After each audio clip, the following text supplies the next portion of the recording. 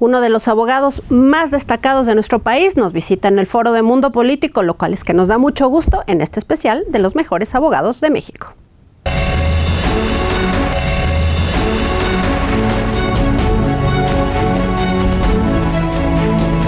Un gusto que estén con nosotros, soy Arlette Muñoz y bueno, pues se los platicaba al principio y me da muchísimo gusto recibirlo, nos emocionaba saber que iba a estar con nosotros Alonso Beceiro, que él es el director general de Grupo Beceiro. Bienvenido. Muchísimas gracias por la invitación. Pues muy contenta porque eres un abogado que está en boca de muchos, en el mejor de los planes y eres parte de este top 5 que tenemos en Mundo Ejecutivo. Felicidades. Muchísimas gracias por la distinción. Y bueno, pues empecemos a hablar del tema de la votación. Ya pasó, ya quedamos en lo que sucedió. ¿Y cuál es tu opinión al respecto? Yo creo que se demostró que México, como país que está presente en gran parte del movimiento mundial, pues también tiene una dinámica democrática muy fuerte y creo que demostró que no se le puede entregar todo el poder a una sola corriente y que es necesario un cierto equilibrio para mejor salir adelante. Entonces, creo que estas votaciones dejan claro que México es un país de contrastes y no de una línea simple, una línea única en base a lo que piensa determinada persona. No obstante, Alonso, vimos que hay opinión y que la gente, aunque fue baja la votación, no logramos que las cosas sucedan de mejor manera. La gente piensa y la gente castiga y la gente da ese voto de castigo a las cosas que no le parecen.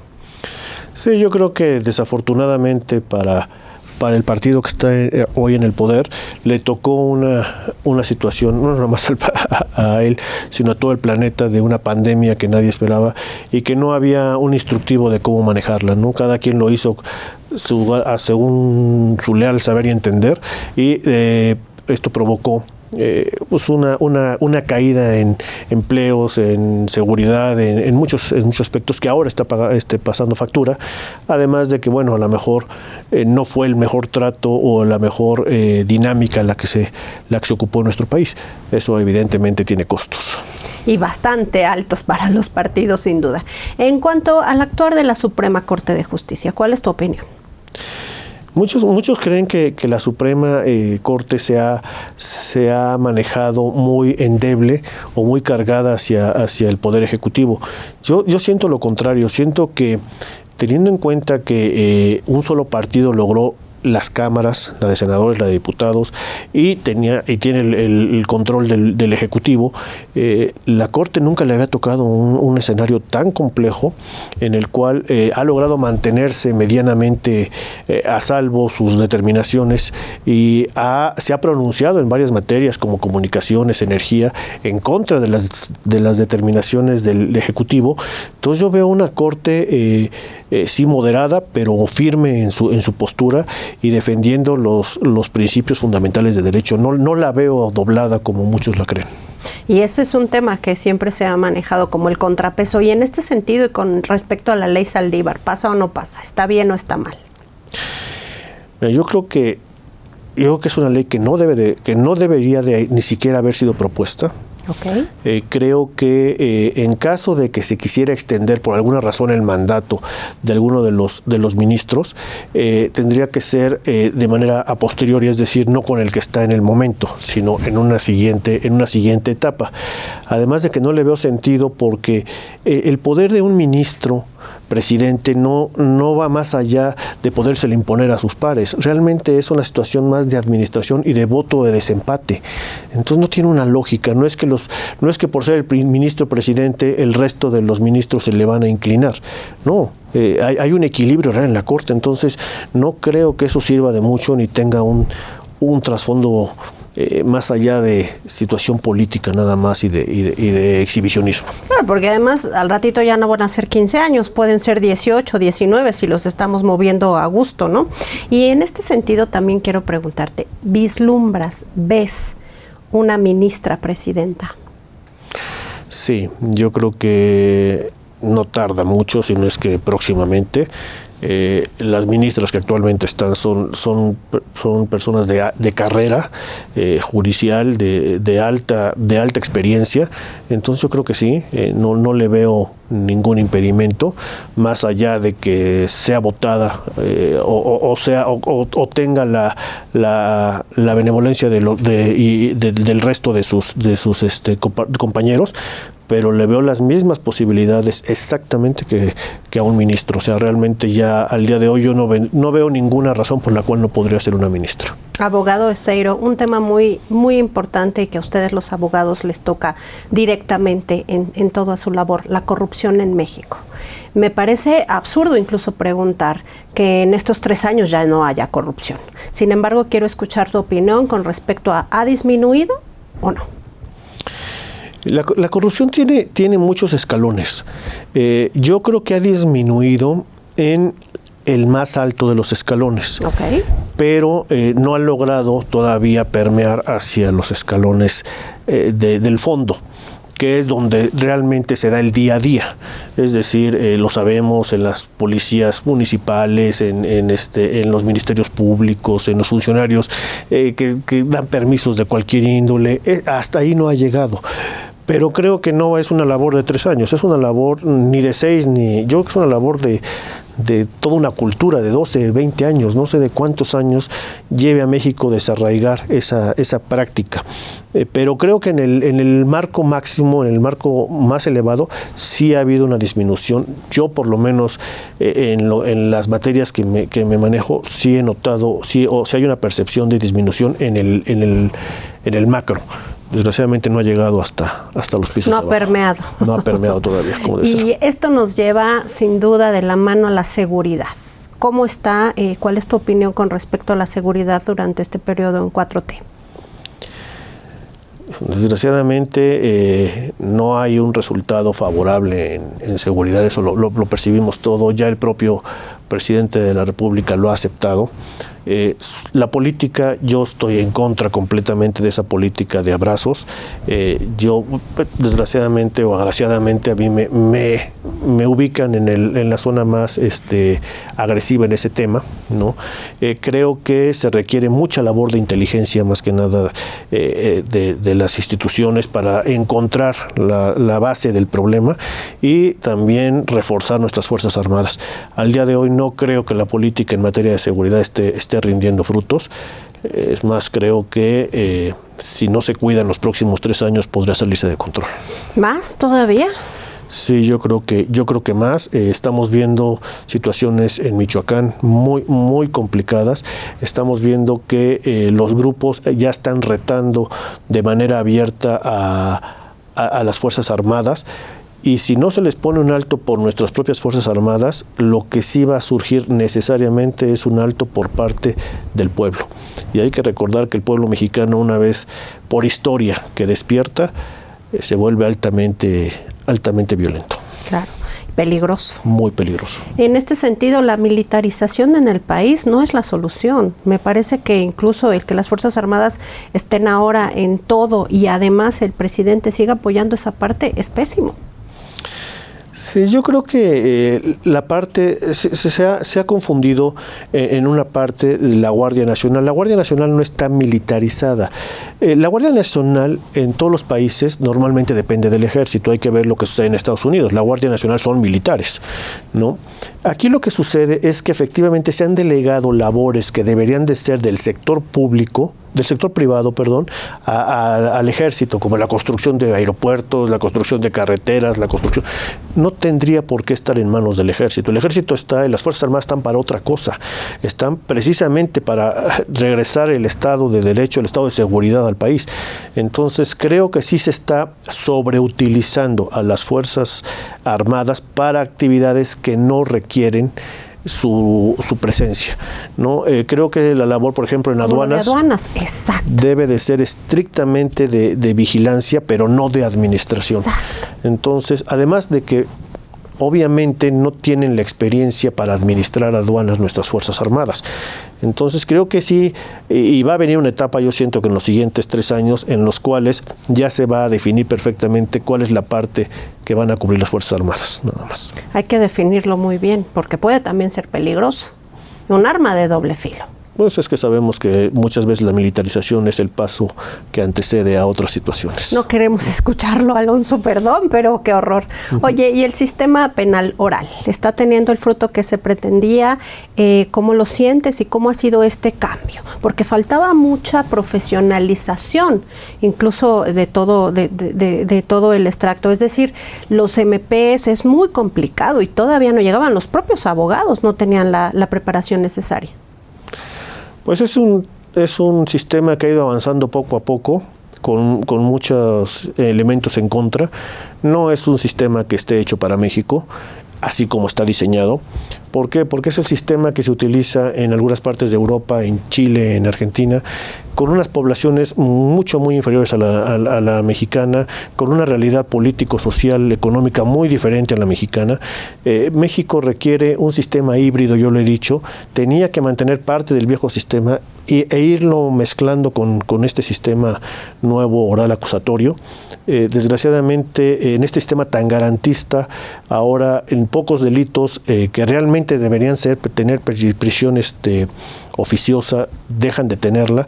Y en México, a un defraudador que se le captura y defraudó cientos de millones, si se logra capturar una vez, es con mucha suerte, la verdad, y si se le da una fianza, volverlo a ver es prácticamente imposible. Estamos viendo que hay personajes de la política mexicana anterior que están ahorita viviendo en Israel, simple y sencillamente, y no va a haber forma de traerlos. Si este sistema no fuera tan garantista, a lo mejor estas personas no hubieran llegado a Israel y hubieran enfrentado la justicia, lo cual no va a pasar nunca. De plano. No va a regresar estas personas que están en Israel. Sabemos cuál es la política de Israel. Y como Israel, hay muchísimos países que no tienen un tratado celebrado con nosotros. Entonces basta con tener el dinero suficiente, y yo quiero ver que alguien que tiene la cantidad económica suficiente para refugiarse en Rusia, alguien le pida al presidente Putin que nos regrese a un mexicano o lo obligue, lo veo complicado. Sobre todo que lo obligue. Sí, se ve complicado. Sabemos de lo que hablamos. Y en este sentido también hay un tema importante para la sociedad que siempre destaca, y es la aportación de armas. Vemos casos tan fallidos y tan fuertes como Estados Unidos, que aunque no tenga mucho que ver con México, la realidad es que es terrible lo que pasa. ¿Cuál es tu opinión? Y pensando en función de que pues cada vez más gente desea un arma precisamente por seguridad. Yo siempre he estado, por eso a lo mejor esa parte de abogado del diablo, porque siempre he estado en favor. No lo quise decir, Alonso. No, pero ya que tocas el tema, sabemos que eres abogado del diablo. Pero es por esa defensa tan fuerte que he hecho respecto de la aportación de arma. ¿Qué pasa en Estados Unidos? En Estados Unidos les permiten comprar hasta un tanque de guerra, por decir algo. ¿No? Y las municiones te las venden en las tienditas de la esquina. Exactamente. Yo creo que ahí hay una falta grave de sentido común en Estados Unidos, porque no hay una razón de ser por la cual un particular deba tener armas de ese calibre que les permiten. Pero aquí en México yo creo que si la Constitución lo establece claramente, que los mexicanos tienen derecho a tener un arma, no vamos a hablar de armas de alto calibre, pero sí tiene la obligación las Fuerzas Armadas ya de regular esto, para que con todos los mecanismos y candados que se le permitan, con las nuevas plataformas y bases de datos que ya existen, a un particular se le permite aportar un arma de un calibre moderado, evidentemente, es decir, armas cortas, no armas largas ni mucho menos. Y entonces sí se permita establecer que aquella persona que porte un arma que no esté debidamente registrada y que no esté y que no sea debidamente haya sido debidamente entregada por la Secretaría de Defensa Nacional, entonces sí se agraven las penas para esas personas. Porque ¿qué sucede? Los que portan armas que no tienen registro o que entraron ilegalmente son aquellas personas que se dedican a la delincuencia. Pues sí. Un particular que va y sabe que tienen sus huellas, todos sus datos, su domicilio, su filiación, todo, la Sedena, para entregarle un arma, no va a utilizar el arma para ir a asaltar, porque evidentemente sabe que de forma inmediata lo van a localizar. No, es completamente defensa, ¿no? Y más en un país en el cual sales y no sabes si vas a regresar. Exactamente. Entonces yo creo que generaría un equilibrio. hay que darle la oportunidad al pueblo de México, a los ciudadanos mexicanos que se defiendan en una situación en la que ahorita el Estado no está pudiendo garantizar al 100% ese tema. Sin embargo, ¿no crees que, como dijera esa famosísima película y texto, somos asesinos por naturaleza? ¿No caeríamos en lo que está pasando en Estados Unidos? ¿No es tanto el hartazgo, el miedo de reaccionar? Yo creo que los mexicanos, por lo menos, no somos. Yo no veo asesinos por naturaleza. Veo criminales que no están precisamente encaminados hacia asesinar, sino que asesinan al cometer un asalto, un secuestro, otro delito, no como tal que es el asesino, el homicidio. Dicen es que en cualquier pleito de semáforo van a sacar el arma y se van a agarrar a balazos. Eso me refiero, que es muy fácil bajarte y agredir. Pero fíjate que si tú sabes que el arma que traes la tienes registrada la Secretaría de Defensa, saben perfectamente de quién es, saben cómo dispara, todo, vas a pensarlo 3 veces en decir, me voy a bajar, le disparo y me van a tocar 40 años de prisión. No, mira, dicen que, como dicen, hasta el más borracho no come fuego o algo así dicen, ¿no?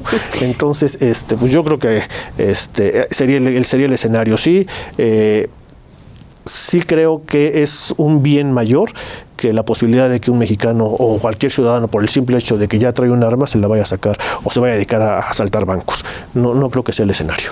No, pero sí, yo creo que está muy bien enfocado lo que decías, más en cómo reaccionamos, cómo esa prepotencia y cómo de repente el estrés hace que, bueno, ¿cuántos casos hay de que bajan y se agarran a golpes?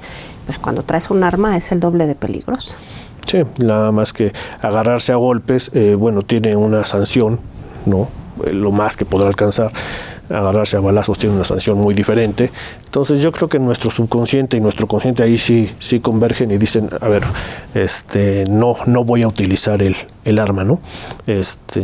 Lo vemos en los escoltas y todo. Si vemos realmente la cantidad de escoltas que utilizan el arma es mínima. Y esto que son personal preparado, no lo hacen porque lo tengan que hacer, ni simplemente lo hacen como instrumento de trabajo y en un caso de extrema necesidad. Si no, yo no veo a los ciudadanos simplemente disparando por disparar. Alonso, ¿hay solución a este país donde hay mucha gente que no está sentenciada? Las cárceles están llenas de hombres y mujeres. Habrá quienes son inocentes, habrá quienes no, sin duda, y que merecen estar ahí. ¿Hay solución? Porque yo veo un problema que no hay por dónde empezar. ¿Qué hacer para que la justicia en nuestro país dé sentencias y los procesos se agilicen y deje de haber este confinamiento tan terrible y este hacinamiento en las cárceles? Es que hay que ser muy claro en que hay delitos que realmente lastiman mucho más a la sociedad que otros. Yo creo que los delitos que realmente lastiman a la sociedad, llámese el robo con violencia, el homicidio, el secuestro, la extorsión, que son los que más lastiman, yo creo que esos son los delitos en los cuales difícilmente se debe otorgar a quien lo cometió la posibilidad de reincorporarse a la sociedad si no garantiza de manera plena, con exámenes no nada más públicos sino privados, que está en capacidad de reinsertarse. Si tú dejas a lo mejor libre a alguien que cometió fraude o falsificación de documentos, sí, puede volverlo a cometer, pero no hiere a la sociedad al grado que otros delitos. Entonces yo creo que sí, las cárceles están llenas de muchas personas que están o procesadas o ya sentenciadas por delitos que a lo mejor son de bajo impacto, llamémosle.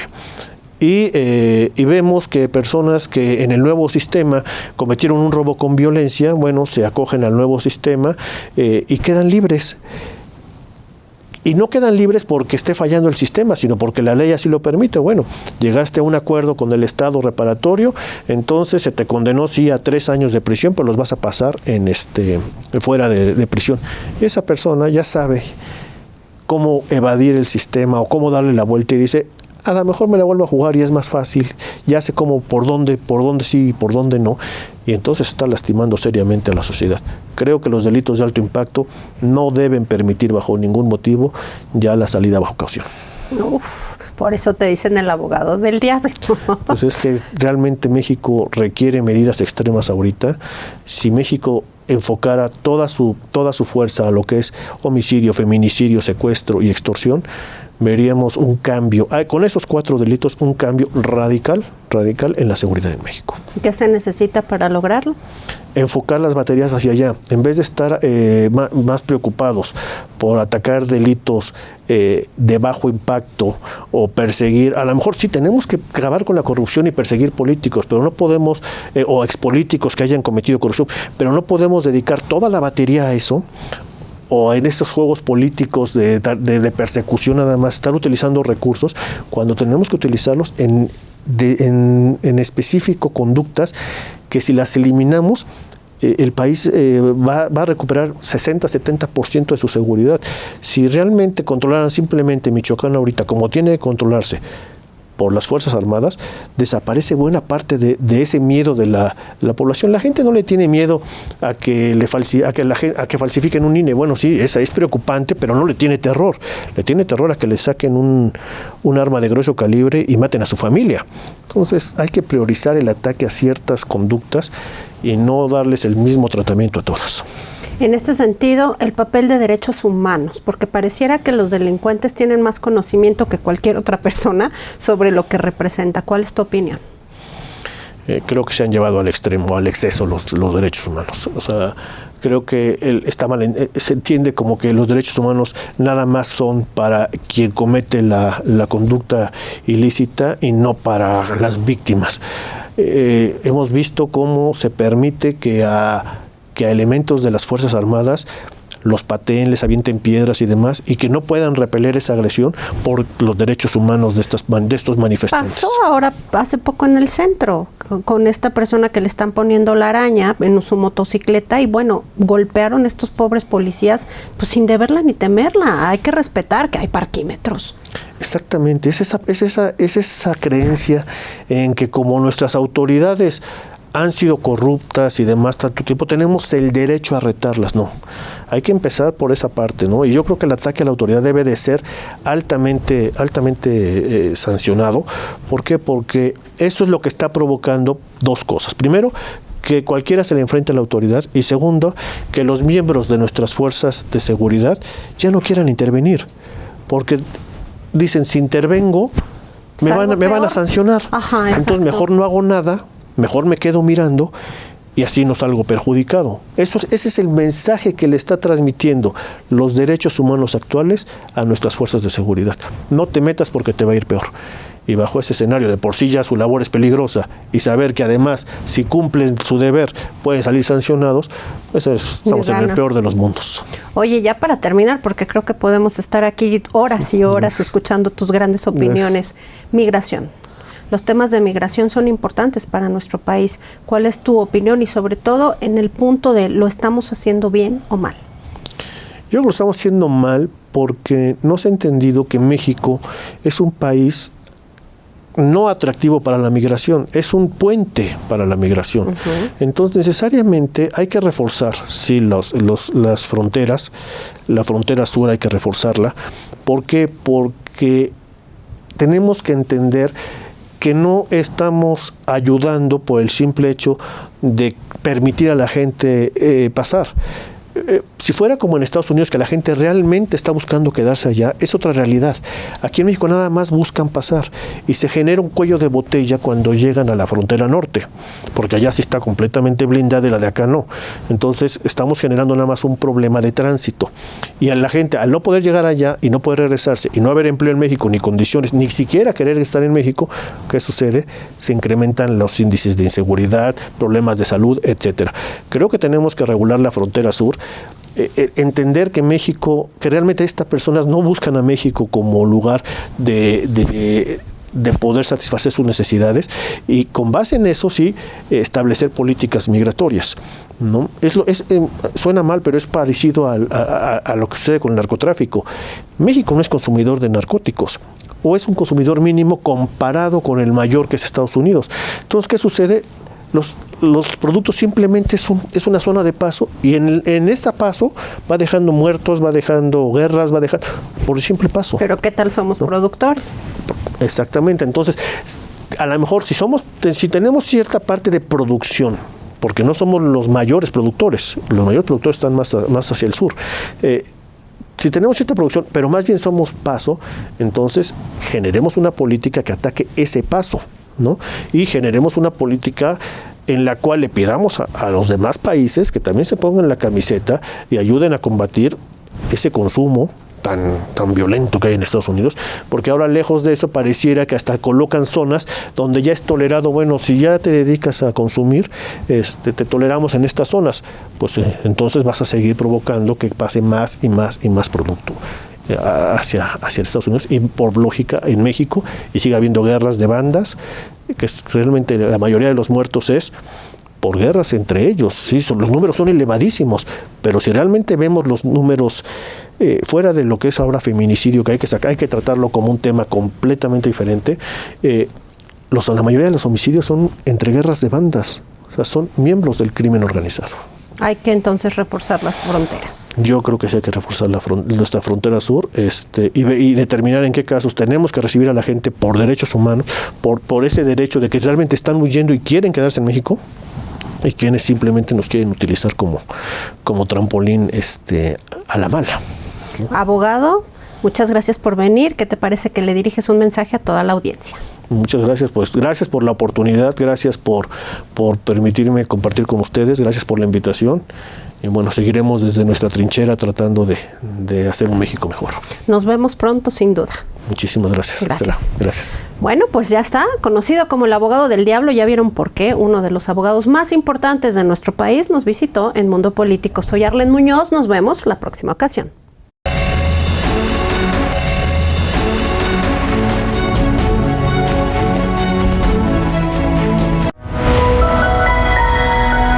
Mundo Ejecutivo presentó